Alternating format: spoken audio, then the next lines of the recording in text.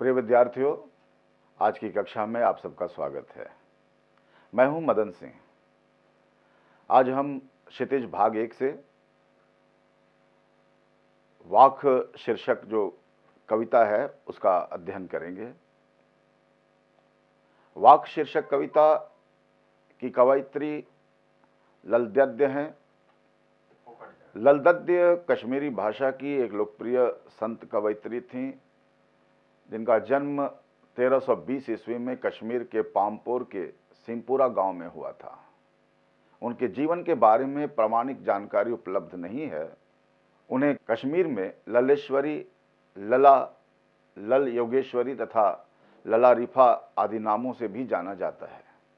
यह माना जाता है कि अपने वैवाहिक जीवन से दुखी होकर उन्होंने सांसारिक सुखों का त्याग किया और 26 वर्ष की उम्र में गुरु सिद्ध श्रीकंठ से दीक्षा ली।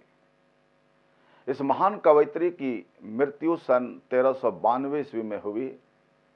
ललद्य की काव्य शैली को वाक कहते हैं। उनके वाक कश्मीर में मौखिक रूप से पीढ़ी दर पीढ़ी चले आ रहे हैं। उन्हें अपने वाकों में जाति और धर्म की संकीर्णताओं से ऊपर उठकर भक्ति के मार्ग पर चलने का संदेश है। उन्होंने अपनी रचनाओं में जनता की सरल कश्मीरी भाषा का प्रयोग किया है। प्यारे बच्चों, ललद्य एक ऐसी कवयित्री थीं, अगर हिंदी कविता के किसी कवि के साथ उनकी तुलना की जाए तो कबीरदास के साथ उनकी तुलना की जा सकती है। जिस तरह से कबीरदास ने धार्मिक आडंबरों का विरोध किया, समाज की धार्मिक संकीर्णताओं का विरोध किया और बेबाक तरीके से अपनी बातें कहीं, उसी तरह से कश्मीरी जनमानस में ललद्य जो है अपनी बात बेबाकी तरीके से करने के लिए जानी जाती हैं। श्रीकंठ जी के पास जब वे गईं दीक्षा लेने के लिए, तो श्रीकंठ ने कहा कि बाहर से मुख मोड़ और अपने अंतर को समझ। यह बात गुरु मंत्र के रूप में उन्होंने अपने जीवन में स्वीकार किया और सांसारिक मोह माया के बंधनों से मुक्त होकर अपना संपूर्ण जीवन ईश्वर की भक्ति में समर्पित कर दिया। तो आइए आज हम उनके द्वारा कहे गए जो वाक हैं उनका अध्ययन करते हैं। वाक का शाब्दिक अर्थ होता है वाणी या कथन। जिस तरह से कबीरदास के दोहे प्रचलित हैं, तुलसीदास की चौपाइयाँ प्रचलित हैं, रसखान के सवैये प्रचलित हैं, उसी तरह से कश्मीर में ललद्य के वाक प्रचलित हैं। उन्होंने अपने वाकों के माध्यम से आत्म शुद्धता, सदाचार और मानव धर्म की अलख जगाई, जो सदियों बाद आज भी कश्मीर के लोगों के कंठ में उनके वाक रचे बसे हैं। तो आइए उनके वाकों का बारी बारी से अध्ययन करते हैं। पहला वाक है, रस्सी कच्चे धागे की खींच रही मैं नाव, जाने कब सुन मेरी पुकार, करें देव भवसागर पार। पानी टपके कच्चे सकोरे, व्यर्थ प्रयास हो रहे मेरे, जी में उठती रह रह हुक, घर जाने की चाह है मेरे। कवयित्री इन पंक्तियों के माध्यम से यह कहना चाहती हैं कि यह जो जीवन है, यह जीवन रूपी जो नाव है, यह जीवन रूपी नाव कच्चे सांसों की डोर से बंधी हुई है और इस नाव को कच्चे धागे रूपी या कच्चे सांसों इस जीवन की डोर को सांस रूपी कच्चे धागे से वह खींच रही है। पता नहीं कब ईश्वर की कृपा उन पर होगी ईश्वर उन्हें इस भवसागर से पार लगाएंगे, इस बात को लेकर वह विकल है। उसके मन में इस बात को लेकर बेचैनी है और वह चाहती है कि उस पर ईश्वर की कृपा हो ताकि इस भवसागर को वह आसानी से पार कर सके। पानी टपके कच्चे सकोरे, व्यर्थ प्रयास हो रहे हैं मेरे। पानी टपके कच्चे सकोरे। कच्चे सकोरे का अर्थ होता है मिट्टी का पात्र जो कच्चा है। उस मिट्टी के पात्र में बहुत देर तक पानी रह नहीं सकता। वह कहना चाहती है कि वह ईश्वर को पाने के जो भी प्रयास कर रही है वे सारे प्रयास विफल हो रहे हैं। बार बार उसके जी में उस परमात्मा से मिलने की हूक पैदा होती है, आकुलता पैदा होती है, क्योंकि वे कहती हैं कि घर जाने की चाह है मेरे। वे परमात्मा के साथ अपने आप को एकाकार करना चाहती हैं। इसलिए वह कहती हैं कि रस्सी कच्चे धागे की खींच रही मैं नाव। ये सांसें जो है इस जीवन रूपी नाव को खींच रही है। पता नहीं कब परमात्मा की कृपा उन पर होगी और वे उन्हें भवसागर पार लगाएंगे। वे परमात्मा को पाने के लिए जो भी प्रयास कर रही हैं सारे प्रयास विफल हो रहे हैं। बार बार उस परमात्मा से मिलने की चाहत उनकी बढ़ती जा रही है। वे उस परमात्मा से मिलकर अपने आप को एकाकार करना चाहती हैं। आत्मा हमेशा यह प्रयास करती है कि परमात्मा के साथ एकाकार हो जाए और यही जीवन की मुक्ति है। तो कवयित्री अपने आप को इस जीवन मरण के चक्र से मुक्त करना चाहती है, इसीलिए वह उस परमात्मा से मिलना चाहती है, वह अपने घर लौटना चाहती है। अब आइए हम एक और दूसरे वाक्य की ओर जाते हैं। खा खा कर कुछ पाएगा नहीं, न खाकर बनेगा अहंकारी। सम खा तभी होगा संभावी, खुलेंगी सांकल बंद द्वार की। खा खा कर कुछ पाएगा नहीं, न खाकर बनेगा अहंकारी। सम खा तभी होगा संभावी, खुलेंगी सांकल बंद द्वार की। इस वाक्य के माध्यम से कवयित्री यह कहना चाहती हैं कि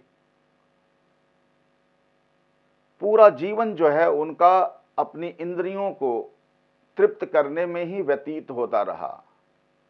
वे जीवन भर अपने भरण पोषण के बारे में ही सोचती रहीं और जिसके कारण उस परमात्मा से अब तक वे वंचित रहीं। वह कहती हैं कि खा खा कर कुछ पाएगा नहीं। अगर हम इसी तरह से अपने भरण पोषण के बारे में ही चिंतन करते रहें तो हम परमात्मा तक नहीं पहुंच पाएंगे। और यदि हमने खाना छोड़ दिया, यदि हमने व्रत उपवास करना शुरू कर दिया, तो हमारे अंदर एक अहंकार भाव आ जाएगा। हम यह समझने लगेंगे कि हम परमात्मा के बहुत बड़े भक्त हो गए।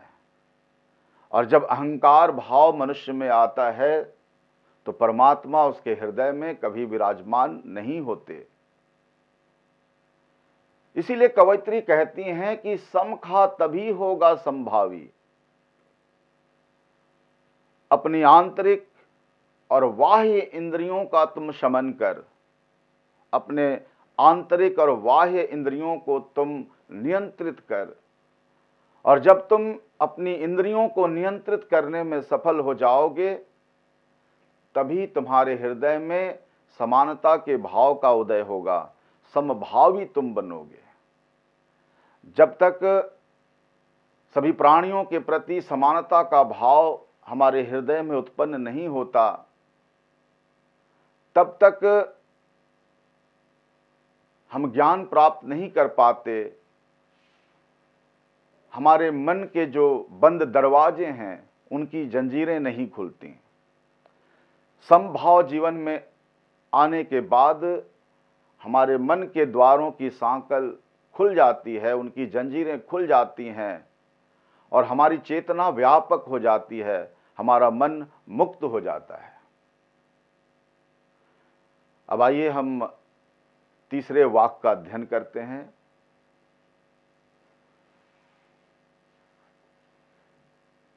तीसरा वाक्य है, आई सीधी राह से गई न सीधी राह, सुषुम सेतु पर खड़ी थी बीत गया दिन आह, जेब टटोली कौड़ी न पाई, माझी को दूं क्या उतराई।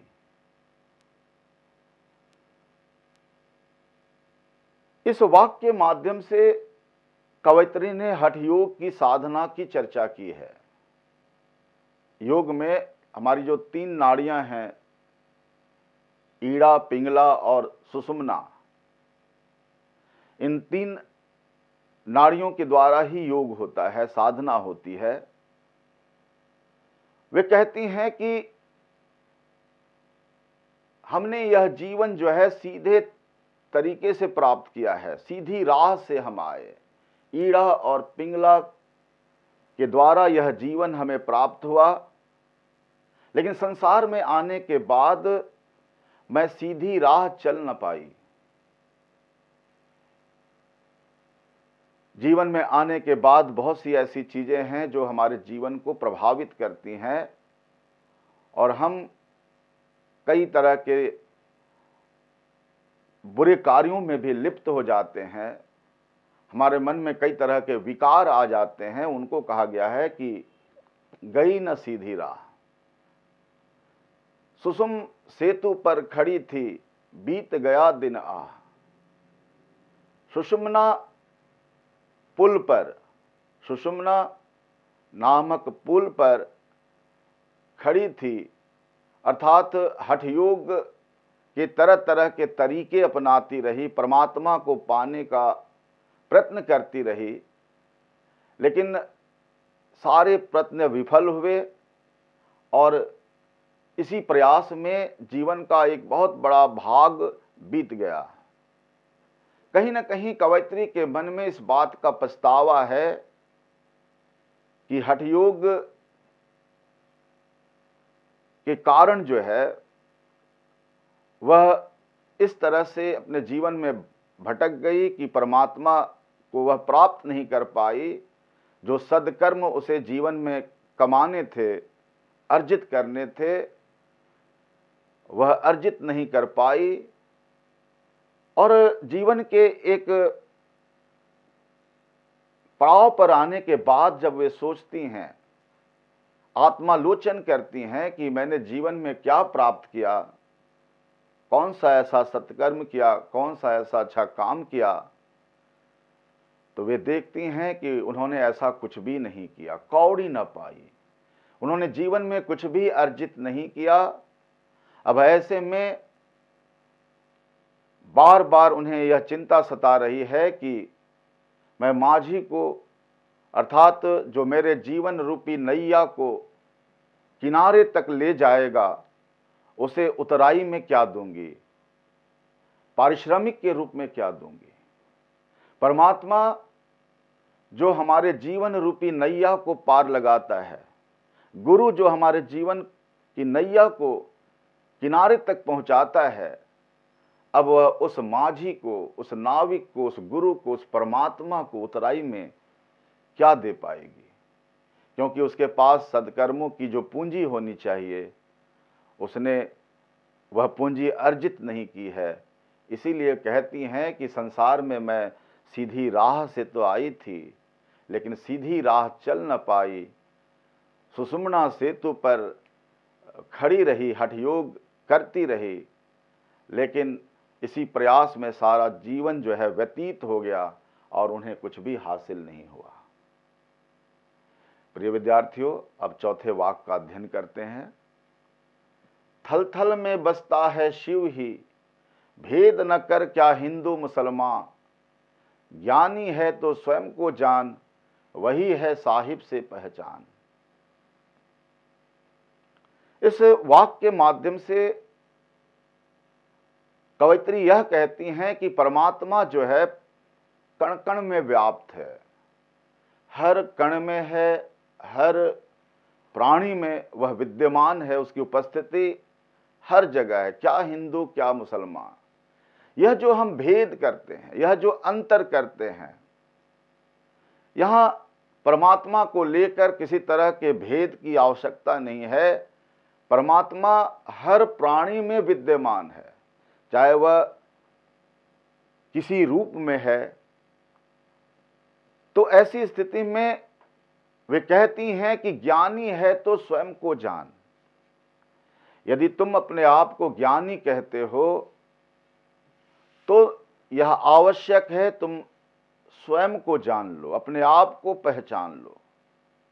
और तुमने यदि अपने आप को पहचान लिया तो यह समझो तुम्हें परमात्मा के दर्शन हो गए। यह वही है साहिब की पहचान। आत्मज्ञान का होना इस बात का द्योतक है कि हम परमात्मा को पहचानने की क्षमता रखते हैं, या परमात्मा को पहचानने का सामर्थ्य हमारे अंदर आ गया है। इसी तरह की बात कबीरदास ने भी कही है। कस्तूरी कुंडली बसै मृग ढूंढे बन माही, ऐसी घटी घटी राम है दुनिया देखे नाही। परमात्मा तो हमारे अंदर विद्यमान है, प्रकृति के हर कण में विद्यमान है। उसे इधर उधर ढूंढने की आवश्यकता नहीं है और भेदभाव करने की आवश्यकता नहीं है। क्या हिंदू क्या मुसलमान, यदि हिंदू है तो हिंदू के हृदय में परमात्मा है, मुसलमान है तो मुसलमान के हृदय में परमात्मा है। हमें अपने अंदर झांक कर देखने की आवश्यकता है, और यदि हमने अपने आप को देख लिया, समझ लिया, तो हमें परमात्मा के दर्शन हो जाएंगे। तो इस तरह से हमने इस पाठ के माध्यम से ललदद्य के जो 4 वाक्य दिए गए हैं उनका हमने अध्ययन किया। आइए अब हम कुछ कठिन शब्दों के अर्थ समझते हैं। पहला शब्द है वाक। वाक का अर्थ है वाणी, शब्द या कथन। यह 4 पंक्तियों में बद्ध कश्मीरी शैली की गेय रचना है। कच्चे सकोरे, जिसका अर्थ है स्वाभाविक रूप से कमजोर। मिट्टी का जो पात्र होता है उसे कच्चा सकोरा कहा जाता है। रस्सी कच्चे धागे की, इसका अर्थ है कमजोर और नाशवान सहारे। नाव, जीवन रूपी नाव। सम, अंतःकरण तथा बाह्य इंद्रियों का निग्रह। समभावी, समानता की भावना। खुलेंगी सांकल बंद द्वार की, चेतना व्यापक होगी, मन मुक्त होगा। गई न सीधी राह, जीवन में सांसारिक छलछद्मों के रास्ते पर चलती रही। सुषुम सेतु, सुषुम्ना नाड़ी रूपी पुल। हठयोग में शरीर की 3 प्रधान नाड़ियों में एक नाड़ी जिसको सुषुम्ना कहा जाता है। जेब टटोली, आत्मालोचन किया। कौड़ी न पाई, कुछ प्राप्त न हुआ। माझी, ईश्वर, गुरु या नाविक। उतराई, सदकर्म रूपी मेहनताना। थल थल, सर्वत्र। शिव, ईश्वर। साहिब, स्वामी, ईश्वर। आइए इस पाठ का प्रश्नोत्तर करते हैं। पहला प्रश्न है, रस्सी शब्द यहां किसके लिए प्रयुक्त हुआ है और वह कैसी है? उत्तर, कवयित्री ने रस्सी शब्द का प्रयोग सांसों अथवा प्राणों के लिए किया है। यह रस्सी कच्चे धागे की बनी हुई है, अत्यंत कमजोर और नाशवान है। यह रस्सी जीवन रूपी नौका को संसार रूपी सागर में खींच रही है। दूसरा प्रश्न है, कवयित्री द्वारा मुक्ति के लिए किए जाने वाले प्रयास क्यों व्यर्थ हो रहे हैं? उत्तर है, कवयित्री द्वारा मुक्ति के लिए किए जाने वाले प्रयास इसलिए व्यर्थ हो रहे हैं क्योंकि उसके प्रयास स्वाभाविक रूप से कमजोर हैं। उसके प्रयास मिट्टी के कच्चे सकोरे के समान हैं जो पानी के गिरते ही नष्ट हो जाते हैं। तीसरा प्रश्न है, कवयित्री का घर जाने की चाह से क्या तात्पर्य है? उत्तर, कवयित्री का घर जाने की चाह से तात्पर्य है मुक्ति की कामना। संसार में सभी प्राणी परमात्मा के ही अंश हैं। आत्मा की कोशिश होती है कि वह परमात्मा से एकाकार हो जाए। परमात्मा को पाने की इच्छा ही घर जाने की चाह है। प्रश्न 4 भाव स्पष्ट कीजिए। क, जेब टटोली कौड़ी न पाई। उत्तर, कवयित्री का यह मानना है कि हठयोग की साधना से लक्ष्य की प्राप्ति नहीं होती, क्योंकि साधक ईड़ा, पिंगला और सुषुम्ना नाड़ी के चक्कर में ही भटकता रह जाता है। समय बीत जाने के बाद वह आत्मालोचन करता है तो उसे लगता है कि उसका जीवन व्यर्थ ही चला गया, अर्थात वह जैसा था वैसा ही रह गया। ख, खा खाकर कुछ पाएगा नहीं, न खाकर बनेगा अहंकारी। उत्तर, कवयित्री यह कहती है कि खा खाकर मनुष्य केवल शरीर और इंद्रियों का भरण पोषण करता है, अतः उसे कुछ भी प्राप्त नहीं होता। मनुष्य भोग विलास के द्वारा इंद्रियों की विषय वासनाओं की पूर्ति में लगा रहता है, किंतु उसकी तृष्णा तृप्त नहीं होती। वह ईश्वर की भक्ति से वंचित रह जाता है। न खाकर वह अपनी इंद्रियों पर नियंत्रण कर लेता है, किंतु ऐसी साधना से उसके अंदर अहंकार उत्पन्न हो जाता है। व्रत उपवास रहकर ही वह स्वयं को ईश्वर भक्त समझने लगता है। व्रत उपवास धर्म के बाह्य आचरण हैं, वास्तविक धर्म नहीं। अहंकार आने पर ईश्वर की प्राप्ति संभव नहीं है। प्रश्न संख्या 5, बंद द्वार की सांकल खोलने के लिए ललदग्ध ने क्या उपाय सुझाया है? बंद द्वार की सांकल खोलने के लिए ललदग्ध ने यह उपाय सुझाया है कि हमें समानता की भावना को अपनाना चाहिए। वह साधक अंतःकरण तथा बाह्य इंद्रियों को नियंत्रित कर हृदय में समभाव को अपना लेगा, तभी उसकी चेतना व्यापक होगी और उसका मन मुक्त होगा।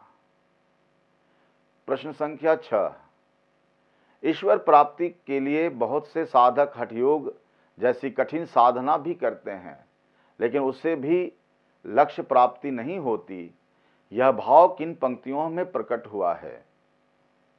उत्तर, आई सीधी राह से गई न सीधी राह, सुषुम सेतु पर खड़ी थी बीत गया दिन आह, जेब टटोली कौड़ी न पाई, माझी को दूं क्या उतराई। प्रश्न संख्या 7, ज्ञानी से कवयित्री का क्या तात्पर्य है? उत्तर, ज्ञानी से कवयित्री का तात्पर्य है हिंदू मुसलमान तथा ईश्वर में भेदभाव न मानना और अपने आप को पहचानने वाला साधक। इस पाठ से संबंधित अन्य प्रश्नों का भी अभ्यास करते हैं। प्रश्न 8, हमारे संतों, भक्तों और महापुरुषों ने बार बार चेताया है कि मनुष्यों में परस्पर किसी भी प्रकार का कोई भेदभाव नहीं होता, लेकिन आज भी हमारे समाज में भेदभाव दिखाई देता है। क, आपकी दृष्टि में इस कारण देश और समाज को क्या हानि हो रही है? हमारे समाज में जाति, धर्म, भाषा, संप्रदाय आदि के नाम पर भेदभाव किया जाता है। इससे समाज और देश को बहुत हानि हो रही है। इससे समाज हिंदू मुसलमान में बंटकर सौहार्द और भाईचारा खो बैठा है। दोनों एक दूसरे के शत्रु नजर आते हैं। त्योहारों के समय इनकी कट्टरता के कारण किसी न किसी अनहोनी की आशंका बनी रहती है। इसके अलावा समय असमय दंगे होने का भय बना रहता है। इसे कानून व्यवस्था की समस्या उठ खड़ी होती है तथा विकास पर किया जाने वाला खर्च अकारण नष्ट होता है। ख, आपसी भेदभाव को मिटाने के लिए अपने सुझाव दीजिए। आपसी भेदभाव मिटाने के लिए लोगों को सहनशील बनना होगा, सर्वधर्म समभाव की भावना लानी होगी तथा कट्टरता त्याग कर धार्मिक सौहार्द का वातावरण बनाना होगा। सभी धर्मों के अनुयायियों के साथ समानता का व्यवहार करना होगा तथा वोट की खातिर किसी भी धर्म विशेष का तुष्टीकरण बंद करना होगा ताकि अन्य धर्मानुयायियों को अपनी उपेक्षा न महसूस हो। प्यारे विद्यार्थियों, हमें इस कथन से यह शिक्षा मिलती है कि हमें समाज में आपस में मिलजुल कर रहना चाहिए। कोई भी ऐसा कार्य नहीं करना चाहिए जिससे कि आपस में तनाव बढ़े या हम एक दूसरे के शत्रु बन बैठें। आपसी मेल मिलाप से ही देश में, समाज में शांति स्थापित होगी और हम विकास के पथ पर अग्रसर होंगे। किसी भी समाज में आगे बढ़ने के लिए आवश्यक है कि समाज में शांति हो। हम कोई भी ऐसा कार्य न करें जिससे कि समाज में सांप्रदायिक सद्भाव को ठेस पहुंचती हो। तो प्रिय विद्यार्थियों, आज हमने ललित गद्य के 4 वाक्यों का अध्ययन किया। आशा करता हूं कि इन वाक्यों को समझने में आपको इससे काफ़ी मदद मिलेगी और आप इसी तरह से अध्ययन करते रहें। अगली कक्षा में एक नए विषय वस्तु के साथ आपसे पुनः मुलाकात होगी। धन्यवाद।